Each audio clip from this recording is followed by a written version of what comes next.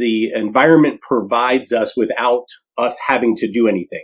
Pollinator habitat, urban cooling, carbon sequestration, flood mitigation, infiltration of water, cleaning of water, these things that green spaces provide. And let's see how golf can participate in the ecosystem services that green spaces provide outside of golf.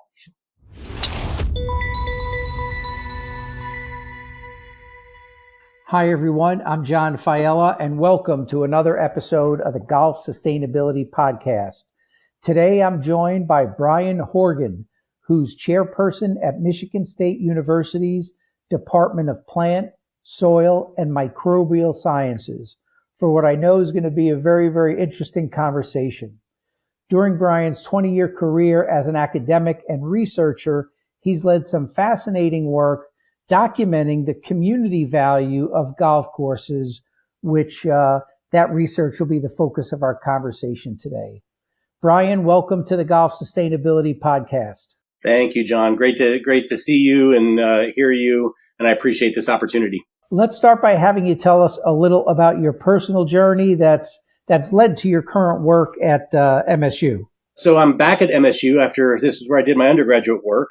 And while I was here, I got inspired by a group of faculty who were doing some amazing research. And I had never considered research as being something that I was going to do. My goal was to be a golf course superintendent. So you go to the best university in the world that teaches and trains our superintendents, and that's Michigan State University.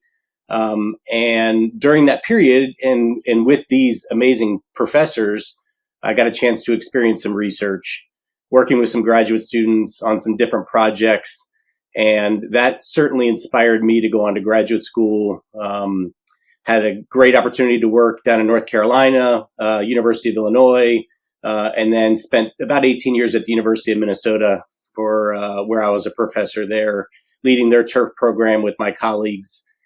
And during that period, it was, think about from 2001 to about 2020, golf had certainly some busts and some booms. And it was during those bust periods that my mind started to think about golf in a very different way. Not necessarily about the recreational aspect of golf, but the value that golf courses as green spaces bring to communities. And so it was during that early 2010 period for that next decade that this work that now is taken me to Michigan State University was really conceived and then grew out of. Interesting. So it was during one of those down cycles for the industry where you thought kind of researching and trying to quantify the community value of golf courses would be something that would be helpful. Yeah, those down cycles, they every day you'd read in the newspaper about the closing of a golf course, or and it was also, remember, this is also during where people became more aware of and started to talk more openly about climate change, about the environment as a whole, where it became something where sustainability was a term that was starting to grab some acceptance in culture. And so with the golf downturn, sustainability in the environment, it was how to position golf to be something other than just recreation. And I'm not diminishing the recreational aspect of golf, but we were trying to figure out and study what is it that's different about golf courses where we can change how we communicate their value, but also really try to understand, are they a detriment to the communities around them? Or are they something of benefit to the communities around them? And if it's to the detriment, then from a research perspective, we're going to try to figure out some solutions on how to change that. You're obviously someone who's got a lot of passion around golf. You see this downturn, you hear the buzz around sustainability, you hear some of the negative chatter around the environmental costs related to golf, and you decide to either confirm that that's the case so we could begin to find remedies, or disprove that thesis. So tell us about the evolution of the research. I mean, it's a very sound thesis for wanting to pursue this. How'd you get started? How'd the work evolve? Well, it started off as a concept that I was referring to as science of the green. And so green itself was something like, green is money, so the economic aspect. Green is the environment, so the sustainability aspect. And then the green is the putting surface. So how do we take science and incorporate those three aspects of green into a research thesis or a research project? And I was very fortunate to get linked in with my colleagues at the United States Golf Association, who had leaders who were thinking very similar. And again, it was during this period where we went from 17,000 golf courses to 15,500 golf courses. And so we were seeing this contraction of an industry, and we just happened to be at the right place at the right time with the USGA on a set of questions that were beyond turfgrass research or soils or fertility. It was more about studying things like the cost of water, and comparing the water cost in Minneapolis, St. Paul to the water cost in Phoenix, Arizona, and then looking at the consumption value of golf properties and how much water was being used, and then projecting out 20 years and thinking about what's the impact on those facilities as water costs go up. And so we brought in the business school, we brought in public policy, we brought in recreation and wellness. We brought in teams of people to consider some of these big, grand challenges around golf and thinking about ways to address those differently. I have to ask as a follow-up, how were you successful at gathering such a broad community of interest around golf? Some of the places it's pretty simple, right? If you go into a business school, you're going to find people that like to play golf. But some of the people that we were bringing these questions to, there were inherent biases that existed. So it wasn't me trying to convince them to do anything other than let's look at and answer questions and see where the data takes us. And so we became this group of people really involved in a set of questions and answers that led us into this, from science of the green into some other concepts around the natural capital value of golf, because we identified that there is value that exists on a golf course. And now how do we actually quantify that value? And so that started into a bigger project, John. So we went from science of the green into, let's take an individual golf course. And at University of Minnesota, it was Les Bolstad Golf Course was the university's asset. And let's try to quantify those ecosystem services, those things that the environment provides us without us having to do anything. Pollinator habitat, urban cooling, carbon sequestration, flood mitigation, infiltration of water, cleaning of water, these things that green spaces provide. And let's see how golf can participate in the ecosystem services that green spaces provide outside of golf. Interesting. So it wasn't, hey, golf has some knocks against it and I want to disprove it. And it also wasn't, let's come up with data that will help us get rid of more golf courses. It was a very objective fact-finding mission to get to the truth. Well, that's kind of the goal for an academic, right? Is to be unbiased and approach things with questions and see where the next set of questions are going to come from based on the data that you collect. Okay. Well, as you can see, my bias as a commercial guy was just revealed, where I view research as a tool to generally help prove a thesis I'm set out to convince people about. Well, I'll tell you that we hosted, one of the first things we did with the USGA and the University of Minnesota in this partnership was hosted a set of forums where we brought in business leaders and environmentalists and people that manage pollinator habitats and park systems, golf course superintendents, and we led them through workshops around trying to understand people's perceptions to this set of questions.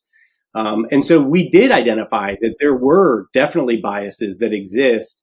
And sometimes that was due to data that is available. And sometimes that was due to the fact that people just didn't like golf. Tell us about some of the key findings and conclusions of the research as you set out to it. I know you mentioned some of the areas already, urban cooling, water retention, green space value. And I know you've got some data there you'll probably want to refer to. So let's just backtrack for a second. So we get this golf course platform, Les Bolstead Golf Course.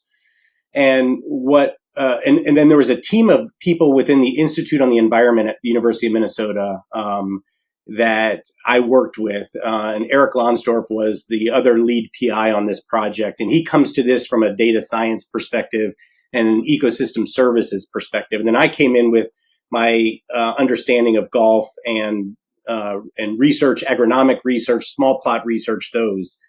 And so what Eric introduced me to is this embedded data that lives within urban environments that can be utilized to help to formulate kind of a choose your own adventure. What do I mean by that? So you probably remember those books, right? You read to the bottom of page 14 and then it says, if you want to go this direction, go to page 20, or if you want to go to this direction, you go to page 22. And so it helps you to navigate. And really this choose your own adventure was, if not a golf course, then what? Okay. So if Les Bolstead Golf Course at the University of Minnesota was going to go away and we were going to convert that land use, so as a land use, land decision management scenario, we were going to convert it to some other land use, what would be the impact to the services that the green space provided before you made the change to some other land use? Now, the land uses could be urbanization. So we could go to high density, like a city center, or we could go to a high density suburban neighborhood or a low density neighborhood, or we could go to a forest or an ag field or a park or a natural area. So all these things are choices that you can make to do comparisons between golf and then something else. And what Eric and his team of researchers, both at the University of Minnesota and at Stanford and other places, had is this model that they use called INVEST, which is the integrated valuation of ecosystem services and trade-offs. I know we love our acronyms in academia, but INVEST was a tool that took biophysical data, land use, land type, soil type. Then it took the precipitation, the heat indexes, the humidity, the wind speeds, all these biophysical data that exists, marries that with the socioeconomic data that exists in those areas. Now, all this is publicly available data. And then we bring that in and include it with the agronomic or the scientific data that exists about the ecosystem services that are part of those land uses. We run it through the model and we see what the value of a golf course is in comparison to these other things, so that our choose your own adventure was, if not a golf course, then a park. If not a golf course, then a low density residential area. Or if not a golf course, then it's a high density residential area. And we could then start to look at what happens to the urban cooling, the pollinator habitat, the carbon, the water infiltration, all those things in comparison to what was existing before. That's brilliant. I think you were probably way ahead of your time with this research. I'm glad we're doing this podcast now because I want to resurrect the interest in these principles. Were there any key benefits related to the golf course that far exceeded? Do you recall what were some of the key conclusions around the comparisons? Yeah. So what turned out to be pretty interesting is that and without using the pun too much here, but golf courses were on par with our city parks.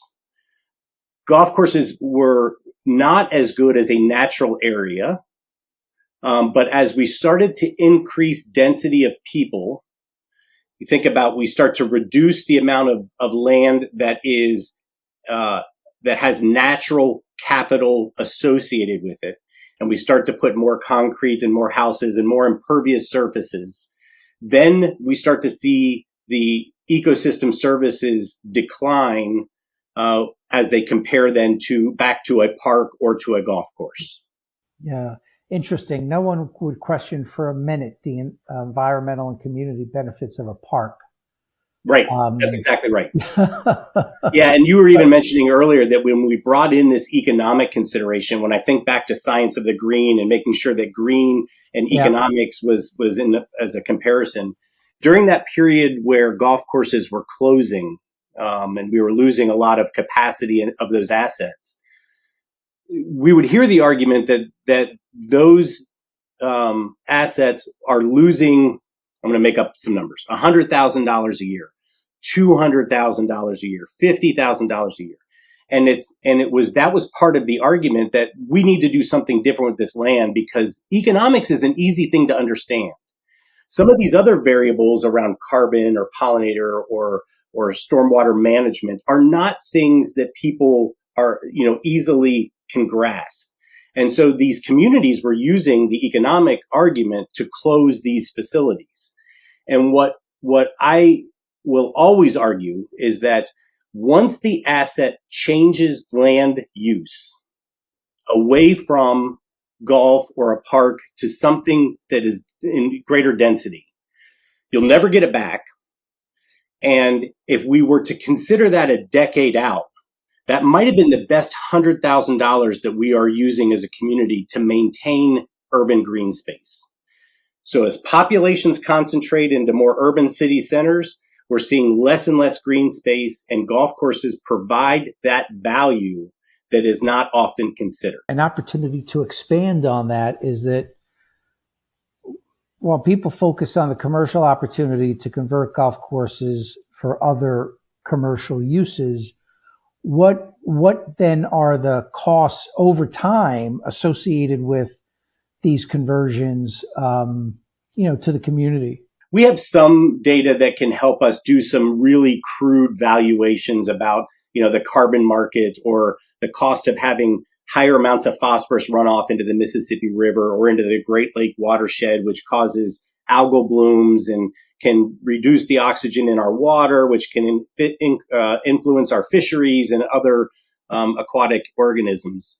And so there are projections that you can make out, but a lot of those are pretty crude at this point.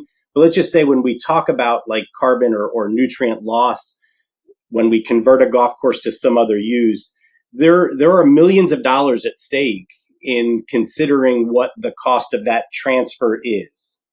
Now, I'm not going to be naive enough to not think that a community can gain property tax value by converting a golf course into something where they are now receiving money from those houses and from those assets.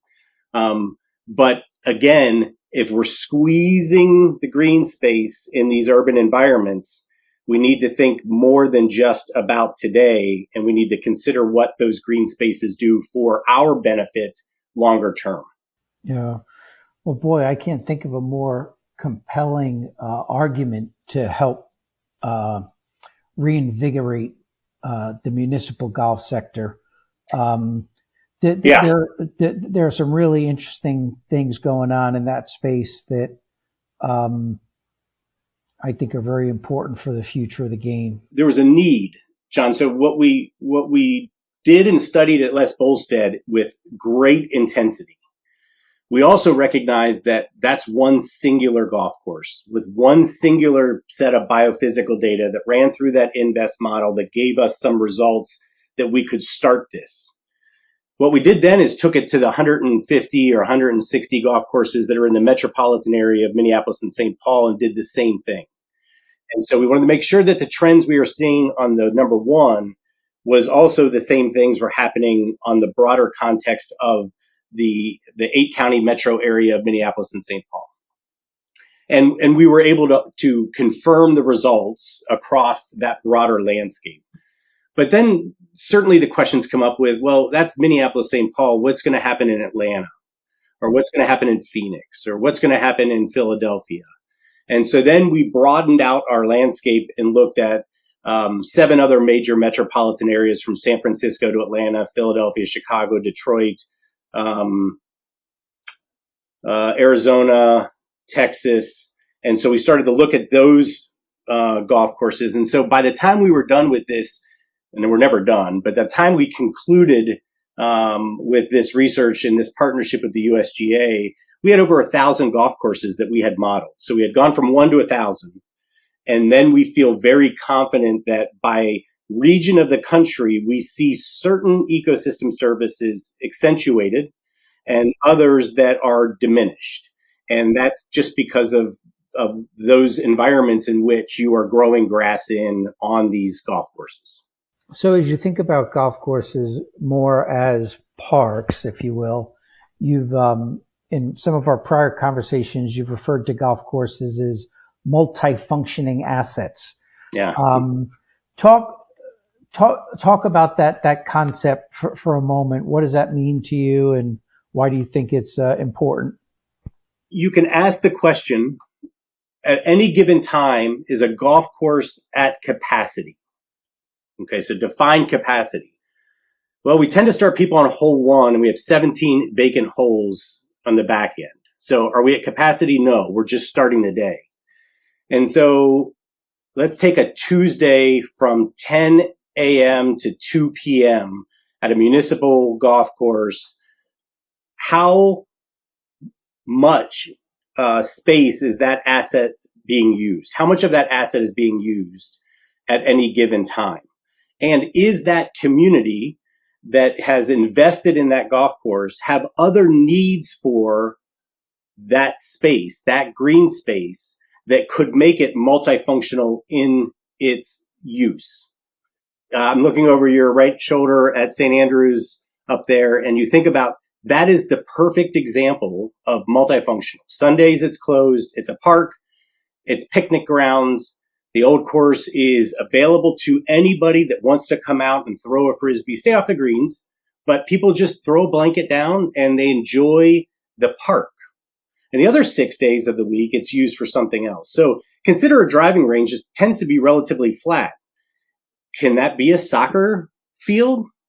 Oh, okay, sure, it could be. Or can we find ways in which to integrate golf by time? What's left in this world where we don't have to consider time? Well, golf is one of those things that the complaint is it takes too much time. Well, I want to go out and recreate. I would like to walk a few golf holes, but how do I do that when I have to buy it in increments of 9 or 18 holes? So are there ways in which we can loop golf? And this is another, I think we were a little bit ahead of our time, but we are at this, when we were talking about this, is because the number of 12-hole facilities that are opening up around the country, or 8-hole facilities, is really about engaging the public and how they're asking to be engaged. Very rarely did and I'm not calling out my parents for this, but they didn't come to our soccer practice when I played soccer. But now I look at me going with my kids, and not only do I drop them off, I stay and I watch soccer, right? So I know that's my commitment in time, and that the family dynamics have changed a little bit. So how do we think about this 150-acre asset and look at a way in which to maximize that asset's value through multifunctional use? Mm-hmm. Well, it's it's interesting that St. Andrews model that you referred to. It's it's owned by a nonprofit. Essentially, it's a public trust. They use the funds that they generate from the course to give free golf lessons. They open it up as a park. That beach area that they have, they've got all sorts of activities out at the beach. I'm wondering if that, approach isn't the answer to munis here in the U.S. also as an answer to democratizing access to the game. Yeah. I mean, the thought of having you've got the National Parks Trust in D.C., which now is operating the three public courses in the D.C. area. It's a nonprofit. They're motivated to invest. They're motivated to develop programs. I think this idea of munis as multifunctioning assets for the total benefit of the community is something that can have just enormous benefits across a number of dimensions. Yeah. And, in Minnesota, it was cross-country skiing in the winter. You think about, again, as we condense people into tighter areas with less green space, our high schools need places to run cross-country. What about an amphitheater? Most of our golf courses are not flat. So are there places that we can just set up and have, engagement in the evening times where the golf course isn't being used for golf purposes? And it brings up an interesting question of how we message this to the public. And right now, we are a very prideful industry where we contain our message for those that recreate on that facility. So the messaging is highly contained for the members, for those that pay their greens fees and that they show up. And everybody else just drives by it. So what if instead of it being a contained message, it becomes blended, where we start openly talking about these ecosystem services or these multifunctional assets? And so we're now blending into a community's value system.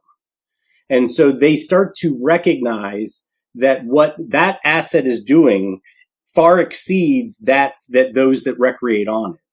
And then if we get beyond blended and we start to engage, then the community itself starts to seek out the golf course facility in a way in which they see value. So it's not us telling them that we're valuable. It's the community engaging back to the golf facility and saying, hey, we know you're valuable and we want to be a part of this too. So you start to go from a contained to a blended to this idea of engaged strategy around communication. I mean, it's totally innovative thinking that's very foreign to the traditional golf course management mindset. I spoke recently on the show with a fellow by the name of Dave Andrews. He is affiliated with the park at West Palm, which is PGA put in a bunch of money. It was a public municipal course for West Palm Beach. It had gone derelict. It was closed. They've raised some money. They've renovated it. They've established what's essentially a thriving community center that now has multiple benefits, including educational benefits for kids in the community, in addition to teaching them golf. And there's a lot to be said for this. And I'm really glad that we're the innovative thinking, the broader, more open point of view that you're bringing to this, I think, is something that needs to be embraced by others. So thanks for sharing that. Yeah, absolutely. No, this is you can certainly tell I'm passionate about the subject. I can only hope, though, that and my colleagues are already doing this at other institutions around the country. I am not the owner of this. This is just a research idea and concept that we started asking some questions, and now others are picking up and asking other questions and different questions and more important questions. And so this will evolve. And I am grateful again for the partnership we had with the USGA and the University of Minnesota, letting me explore this at a greater amount. And now my time at Michigan State. I'll see what we could do to help get the USGA re-engaged, because I think they jumped in, they supported it, and they stepped away, and I think they need to get back into the game. I'm going to keep them and continue to give them a shout out here. So that while we don't have that formal partnership, this work lives on and continues, and their agronomists in the green section are highly engaged in all aspects of nutrient water reduction strategies, best management practices, and educating the golf courses and the community around its value. So they're still doing it, John. It just might not be in this direct partnership with what we had before. Okay. So you've introduced this notion about a new mindset on the part of these courses and how they're going to need to communicate and present themselves. What do you think is going to be necessary, to make that happen? I know you had a concept you were involved with called Golf Lab, and you're looking at things like open sourcing the data that you've created. What are some of the things that need to take place? Certainly those ideas where golf courses can be involved in community science, urban gardens, looking at the biodiversity or the wildlife habitat, putting trail cams have come an amazing way where I can see what's going on at the cabin at any given time, and where a bear crosses its path, I'm like, oh my gosh, we have a bear up there today. Right. So, and people love it. We have a falcon on Spartan Stadium that just had their babies. And so now there's a trail cam just looking at this falcon who is now nurturing its egg. And eventually that egg will hatch. But everybody is engulfed in looking at this. Yeah. So these golf courses have that same thing. So how do you get your members? Yeah, sure. That's contained in its messaging. But once you put that trail cam on something at that golf course that's of interest around wildlife, and people are like, wow, that's just across the street, or that I drive by that every day. I can't believe that's there.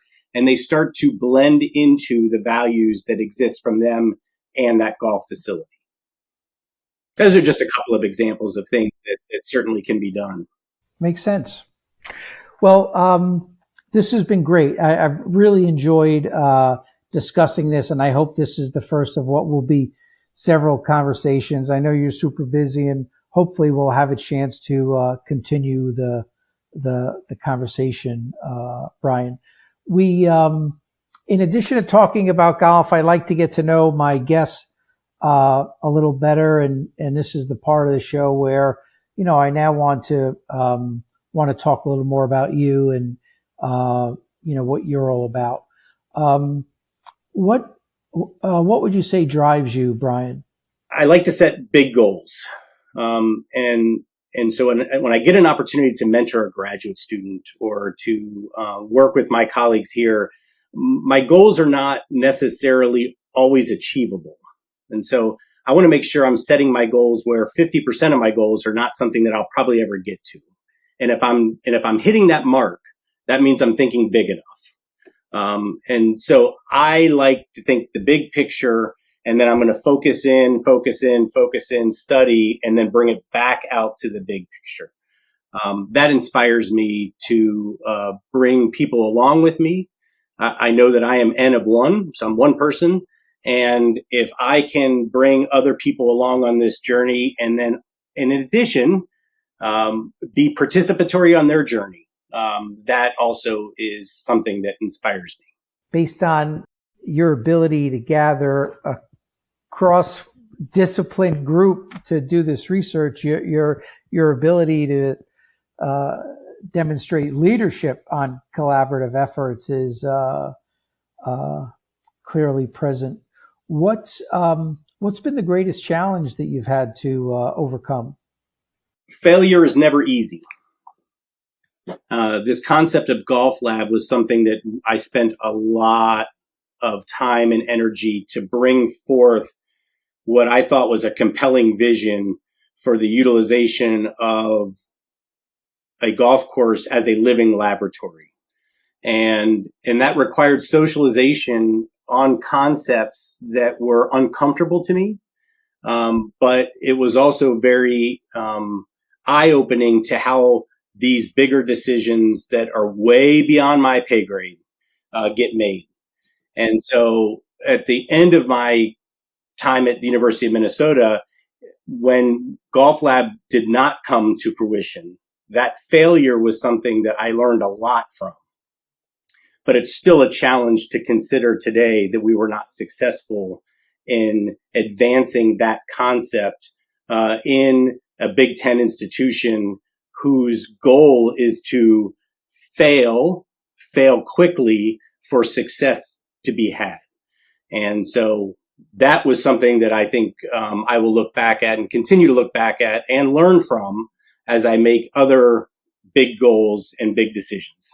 You clearly have a lot more game left, and you've got a lot more yet to accomplish.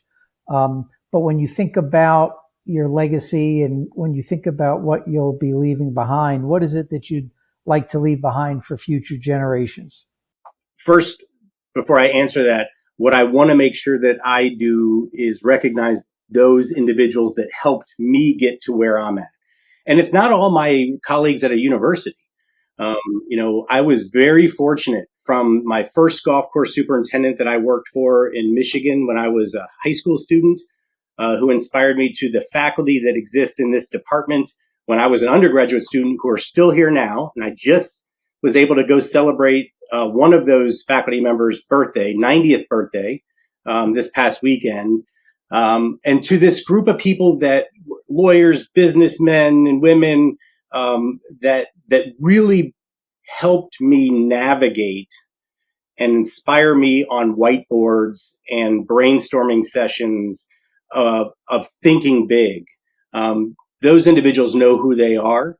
And what I want to do when I leave this is be somebody like those people were for me to other people, and just be accessible, and be available, and be a good listener, and then offer my insight without taking up too much space. Your modesty is crystal clear, and I think you are clearly on the way to achieving everything that you just described. The work that you did, once again, with a part of a team, I think was really breakthrough stuff. And I'm hoping that it does get built on and it gets expanded on. And one of the reasons I wanted to have you on the show was really to try to help make that happen, Brian. So thanks for all the great work that you've done over the years. And we'll look forward to more from you in the future. Yeah, thank you very much for this opportunity, and great to get a chance to know you a little bit better too. So thank you for that. And to our listeners, thanks very much for joining us on this episode of the Golf Sustainability Podcast. We're committed to bringing thought leaders like Brian Horgan to you on a regular basis with the show, all in the interest of helping advancing golf sustainability. If you enjoyed today's episode, please recommend the show to your colleagues, friends, and others in the industry. And we hope you'll join us on future episodes of the Golf Sustainability Podcast. Have a great day, and thanks for joining us today.